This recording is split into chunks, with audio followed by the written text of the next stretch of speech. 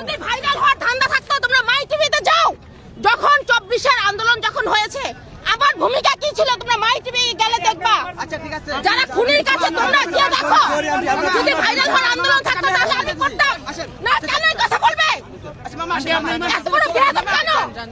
মামা প্রয়োজনে আমি দিব না আমার ছেলেকে এগুলা। আমার ছেলে ওখানে থাকবে, আচ্ছা মামা ওখানে কষ্ট করবে। এই কথাটা কে বলছে?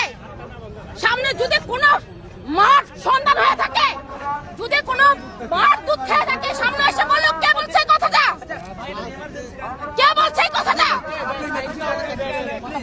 হ্যাঁ, আমার আমি দিব না, আপনি ছেলে হিসেবে আমি বলছি তো আমি পাঠাবো না আমার ছেলের এখানে। আমি আগে প্রতিবাদ করে যাব। এই দুধের বাচ্চারা কিভাবে এই কথা বলে? কি বলেছে? বলে ভাইরাল হওয়ার ধান্দা। কিসের ভাইরাল হব আমি?